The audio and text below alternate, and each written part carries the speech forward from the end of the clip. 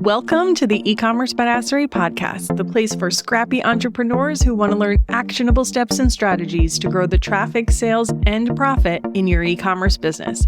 I'm your host, Jessica Totillo-Coster, a 20-year retail veteran and former brick-and-mortar boutique owner who spent 3 years as the only employee of a 7-figure online store. That shit was crazy.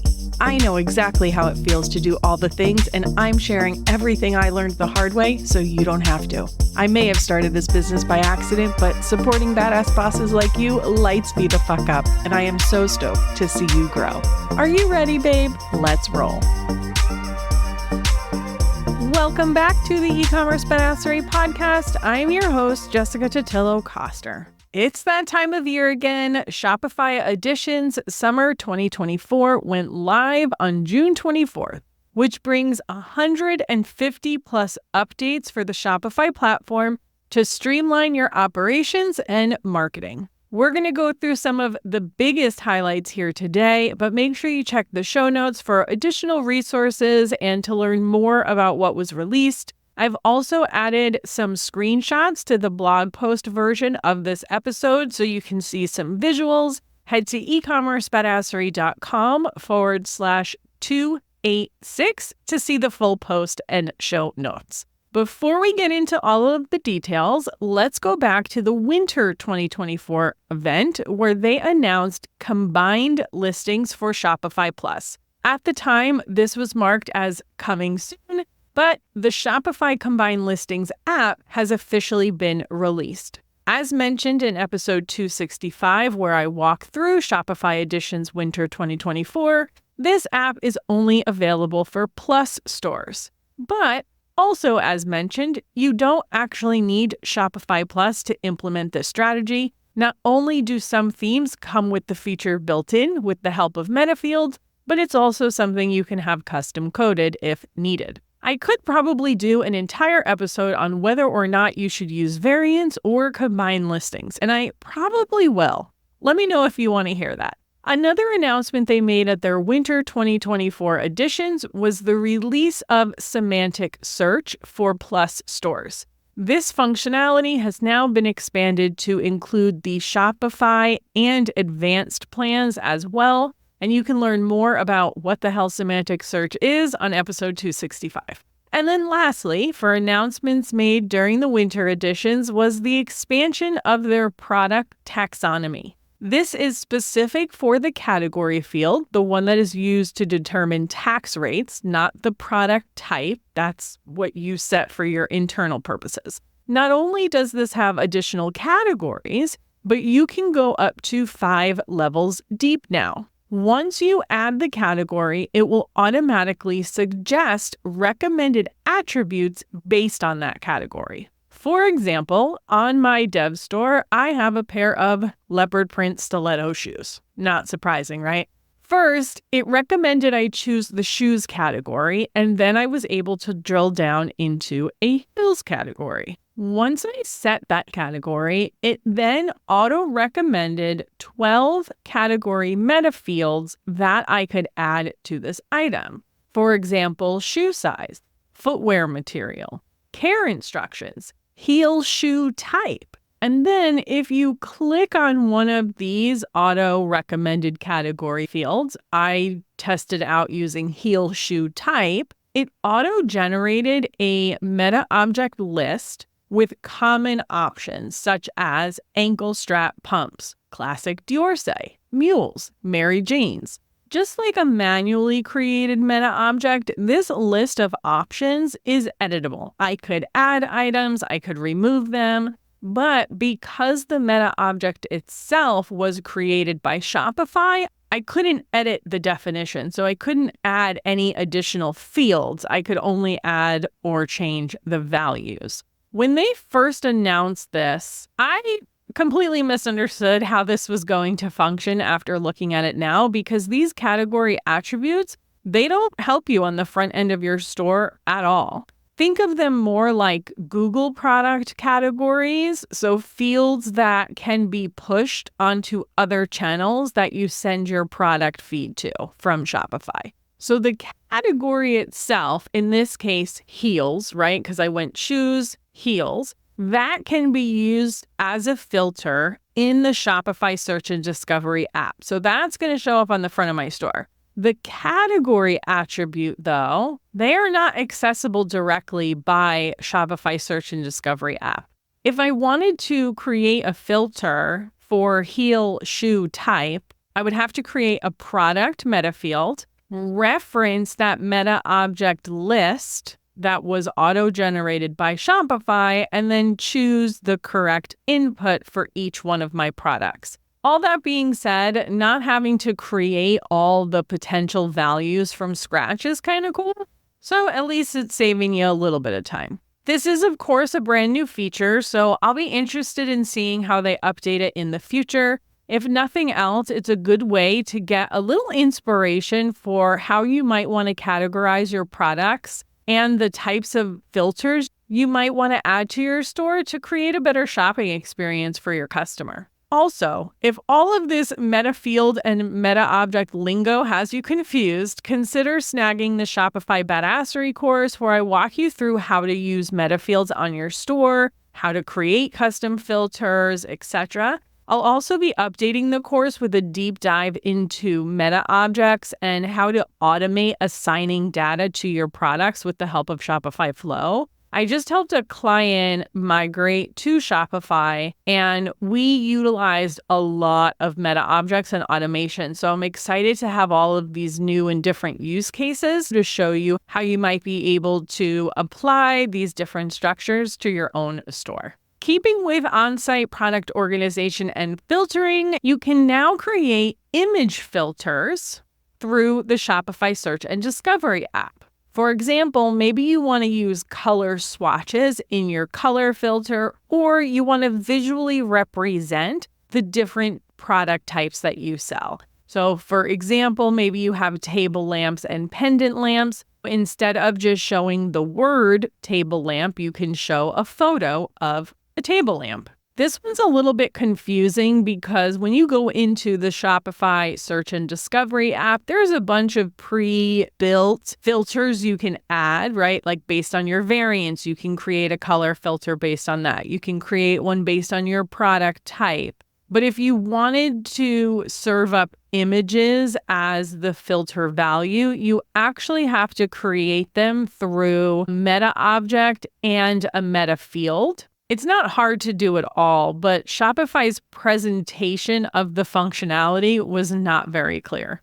Speaking of meta fields, Shopify has finally added the ability to import meta field values through their bulk import tool. I sure could have used this feature like 3 weeks ago when I was migrating that client to Shopify, but I digress. Since Shopify CSV imports are finicky, I do recommend you assign values to at least one product manually so you can see the proper syntax in the export. But this will be a big help if you're reorganizing your product information. Maybe you're moving content from the description field into meta field so you can better organize them on the front end of your store, or if you're just migrating from another platform. All right, so let's talk about some other Shopify Plus updates. In addition to the release of the Combined Listings app, there were a number of other Shopify Plus exclusive releases. First up,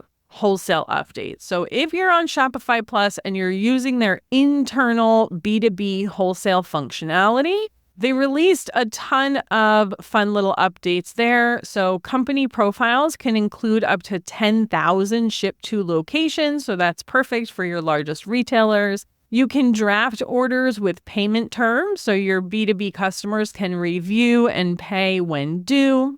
You can use meta fields to filter company and location indexes. And coming soon is the option to offer manual payment methods at checkout, such as bank transfers, checks, and international wires. I will say, if you are selling wholesale on Shopify, but you are not already a Shopify Plus customer, I don't think any of these updates are worth that upgrade to Shopify Plus when you have so many other wholesale implementation options. But if you're already on Shopify Plus and maybe you haven't started taking advantage of their B2B platform yet, some of these updates are pretty cool, and maybe it's something you can switch to. Shopify is also doubling down on their audience platform, which is what you can use to generate audiences for your paid ads, and Shop app campaigns, which is their internal ad options for the Shop app.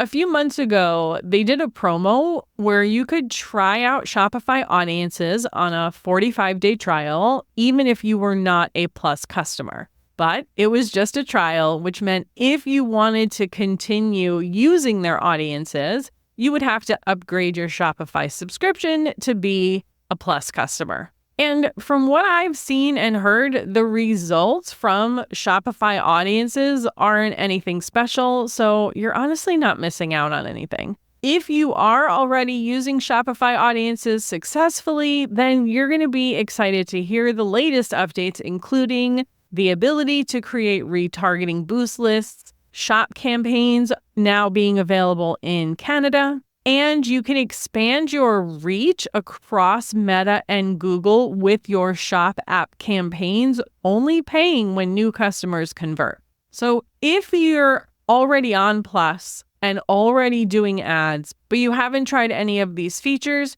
it's probably worth checking out. Don't be surprised if your traditional paid social campaigns perform better, though. And if you're not a Shopify Plus customer and the discount in payment processing and shipping fees and all of that isn't going to make up the difference in your increased monthly cost, you're not missing anything.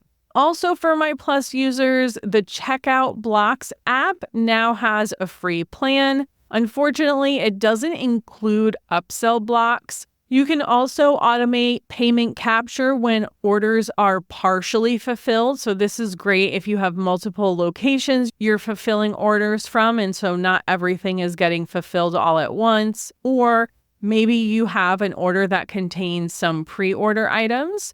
So you can fulfill what's ready to ship, it will capture payment, and then when you ship the pre-order, it'll capture payment for the second portion. Essentially, payment will be captured for each individual shipment. Did I articulate that well? For my brick and mortar or in-person folks who use Shopify POS, there's a lot of fun updates here too. There's 2 new requirements you can set at checkout on your POS system. So you can require customer information and staff information. So who you want to credit for this sale that's happening. So on last week's episode, we were talking about collecting emails in person. I talked about when it comes to your brick and mortar store, you got to get all of your associates on board to always be asking at the cash wrap. And you're probably going to have to train and retrain them on that process. But if you're using Shopify POS and you can have this come up as a prompt, it's going to be a lot easier to keep them consistent with asking every customer. The good news is they can bypass the customer information if that customer doesn't want to provide it, but the staff attribution will continue to be required. So this is a really great way to keep your associates aware of how they're performing and breaking down their sales goals throughout the day. Once you process a customer's transaction, you can now offer one-tap digital receipts, and it will auto-suggest the customer's email address from ShopPay, so it makes it a lot easier for them. They don't have to type it all out. And on that same window, it will give the customer the option to subscribe to email marketing, which is super fun. Remember, if you are using a tool like Klaviyo, you can easily segment out your post-purchase flows to target customers that sign up through POS, so you can send them a more tailored follow-up sequence, and this is especially important for those first-time opt-ins. You can also now set return rules for your POS, so staff will easily be able to see whether or not a product is eligible to be returned, and the rules will surface to explain why or why not. They also released some discount updates for POS. In addition to buy X, get Y discounts, you can now process multiple discounts in one POS transaction. That is super exciting. Shopify has also released a bunch of new omni-channel features such as ship to store, ship from store, And they make it super easy for you to reassign fulfillment locations if you need to. So if a customer is checking out on your website, they can choose the store location that's closest to them for pickup. And then you can easily transfer that merchandise between locations. And if there are any location fulfillment issues, you can just reassign that fulfillment from one location to another. The ship to any store feature is currently in early access, but the others are already available. All right, so now that we've gotten through some of the more specific features, let's dive into the platform-wide updates that are relevant to pretty much everyone who uses Shopify. And we're going to get started with some fun marketing updates. First up are new Shop Minis that were released for the Shop app. And in case you forgot, Shop Minis are just apps for the Shop app. This release included some bundling apps, so you can now sell bundles of your products on the Shop app. Shopify is also continuing to update its internal email app, and I gotta say, I'm pretty impressed with this. If you're fully utilizing a tool like Klaviyo or OmniSend, they still outpower the internal Shopify email app for sure. But if you're still using Flowdesk with Shopify, please make the switch. In addition to new segmenting capabilities with the help of Shopify Flow, they've also upgraded their template builder, including adding a block where you can embed a video from YouTube or Vimeo. Now, don't get it twisted, email service providers still can't play videos. It's just going to link them to the video player of the platform the video is hosted on, but you can consider it a shortcut from having to generate a thumbnail, upload it as an image, and add a link. And I will say, they seem pretty committed to developing the functionality of the Shopify email app. And as a beginner option, you can't beat having the full integration with your e-commerce platform. So I am consistently impressed with them.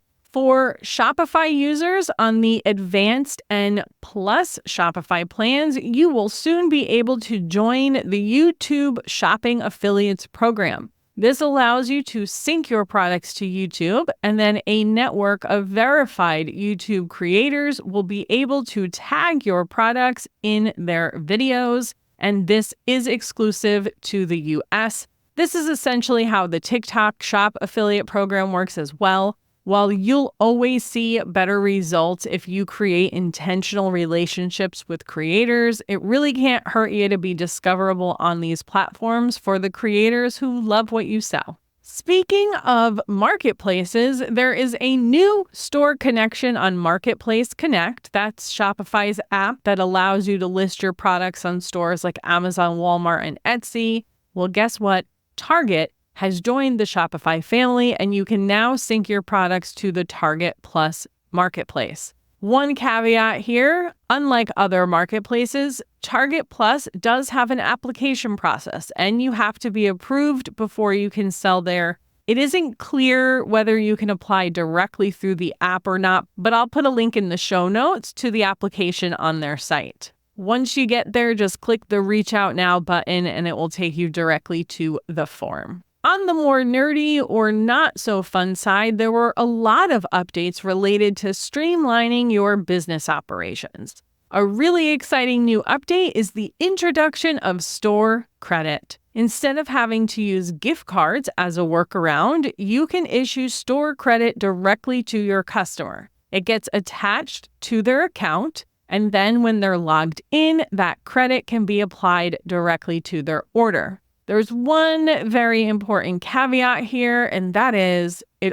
only works with new customer accounts. So on Shopify, you have two customer account types, classic and new. This update came a while ago. Don't remember how long, to be honest. Whether or not switching to the new customer accounts made sense for you is going to be dependent on the apps you use and whether or not they were compatible with the new customer account experience. My guess is that by now, most apps have probably been upgraded, but there may be a few use cases where classic accounts still make more sense for your business. The main one being, if you need to add additional content to your account page, so what your customer sees when they log in, through your theme customizer. For example, the client I just migrated to Shopify does manage wholesale through her website. She doesn't have the volume to justify Shopify Plus. So instead, we're using an app and customer tags to manage the B2B side of her business.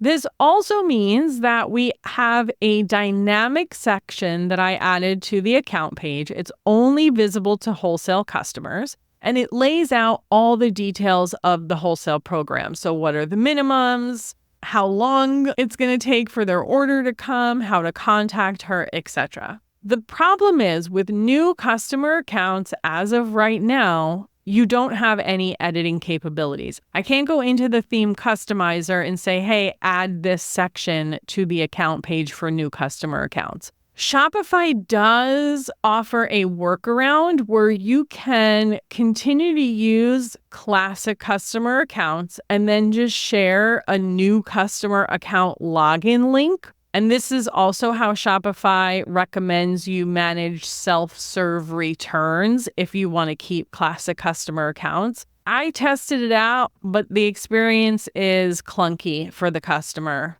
to say the least. While the accounts are linked by their email address and they would see all of their orders in one place, it's very possible that they would log into the classic version of their account and then go to checkout and be like, why don't I see my store credit? And it's like, oh, because you can't log in with the little person icon. You have to use this specific link, and it's just confusing. So if you don't have any apps that are integrated with your customer account and you don't need any customizations, like no custom sections, then you can switch to the new customer accounts. Otherwise, no store credit for you, because I promise it's just too confusing for the customer. Shopify also announced changes to their analytics, including a more customizable dashboard and reports.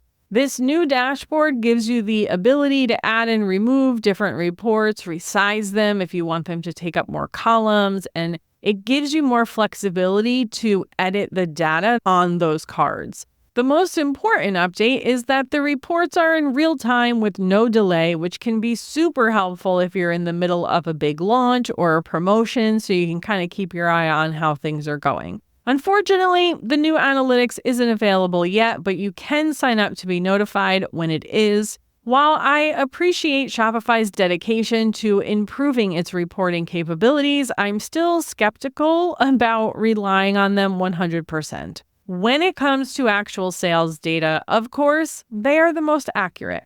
But when it comes to marketing data, not so much. This is especially true with traffic sources, as I've never seen Shopify properly report on email contribution. Interestingly enough, I read on Reddit not too long ago that Beard Brand removed their Google Analytics connection for the sake of site speed, and they rely only on Shopify Analytics now, and this was confirmed by the founder, Eric himself. This is not something I recommend, especially if you're still trying to get a handle on your marketing and what is driving your business.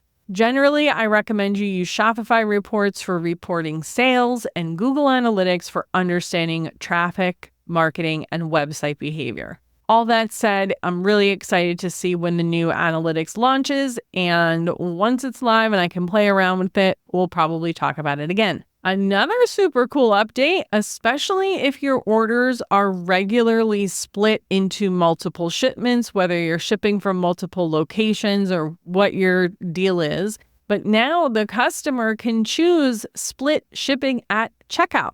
So they can choose the lowest price, the fastest delivery, or custom shipping options based on those different shipments. This is very much like the Amazon experience. These things are prime and going to come in 2-day, so I can get those right away. And then this other item, I can just wait, or I can just put them all in one shipment together, save them a little bit of money. So split shipments on Shopify, pretty nifty. All right, I know we've already covered a lot, but there's a few more things I want to chat about. You still with me? Okay, cool. We're almost there. Of course, it wouldn't be an update if we didn't talk about AI. I don't remember exactly when Shopify Sidekick was first announced, but it's continuing to roll out to stores across the Shopify platform, with more stores getting access throughout the rest of this year. If you've ever used the Shopify Help Center, you've probably already experienced Sidekick. Think of Sidekick as your personal store assistant. Not only can it surface how-tos for general Shopify tasks, but it's trained on your store, products, and data, so its answers will be tailored to your business. You can use Sidekick to create customer segments based on natural language and can even generate discount codes to send in a targeted email campaign. In addition to Sidekick, you also have access to Shopify Magic. This is the tool that helps you generate product descriptions in your Shopify admin, and it kind of pops up all over the platform. Now you'll be able to get suggestions from Shopify Magic when responding to customer inquiries through Shopify Inbox. And don't worry, you have full control to edit the response before you send it. Pretty cool. Hopefully a time saver. And then lastly, the AI product image editing function is now available in the Shopify app, so you can make image edits on the go.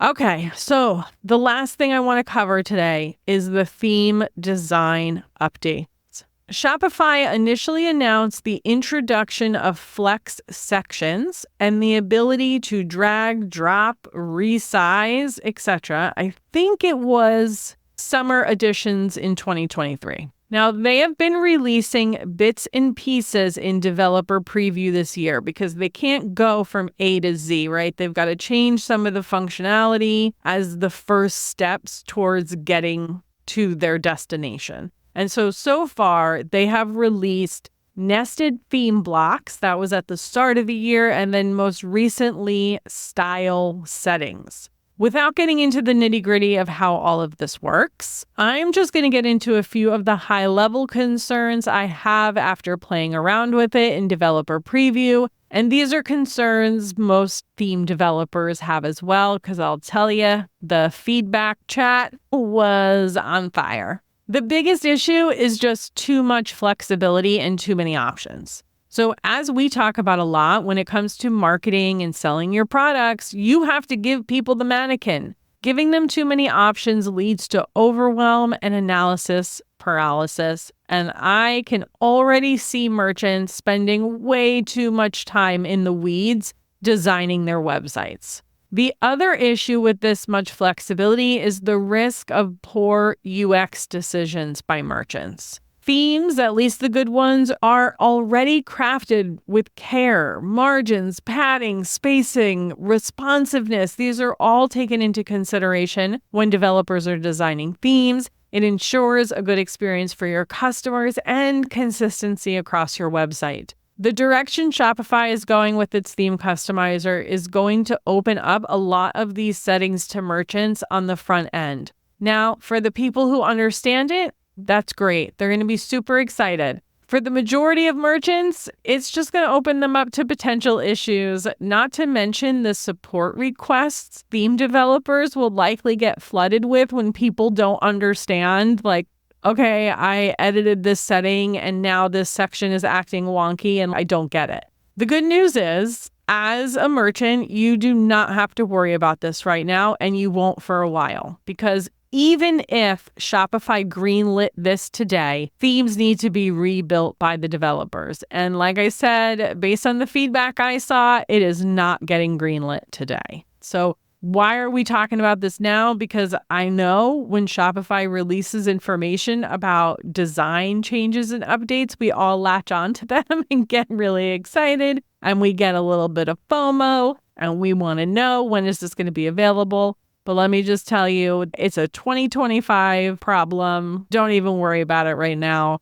If you're listening to this in real time, you should just be getting ready for Q4 right now. And then in Q4, you're just going to sell a whole bunch of stuff. And then we can revisit this. And that, my friends, is a wrap. I know we covered a lot today, but there is actually a whole lot more. So make sure you check the show notes. Go look at the Shopify Editions page where they cover all of the updates. know some of those things are going to be irrelevant to you. Some of them aren't released yet. Some of them are in early access, but it's all exciting things for Shopify. If you wish you were a little bit more well-versed in the Shopify platform, especially when it comes to meta fields and meta objects, make sure you snag the Shopify Badassery course. I will stick a link in the show notes for you. And at the end of the day, remember that if it ain't broke, don't fix it. If everything is working well on your website right now, you really don't even have to worry about it. Leave it alone. Spend more time getting new customers. That should always be at the top of your list. As always, thanks so much for hanging out with me today. I hope you're having a kick-ass week. I hope you're enjoying your summer, and I'll see you on the flip side. Thank you so much for listening to today's episode. If you want to learn more about growing your e-commerce business, get started with my free resource library at ecommercebadassery.com/free stuff and get an invite to the Lounge, my e-commerce marketing membership. When you're ready for one-on-one support, apply to work with me at ecommercebadassery.com/apply. Before you go, would you do me a quick favor? Leave a rating and review and tap that follow button. This pushes me up the chart so I can support more scrappy e-commerce entrepreneurs just like you. I'm on a mission to reach as many as I can, and I could really use your help. Thanks so much in advance. Until next time, e-commerce friend, stay badass.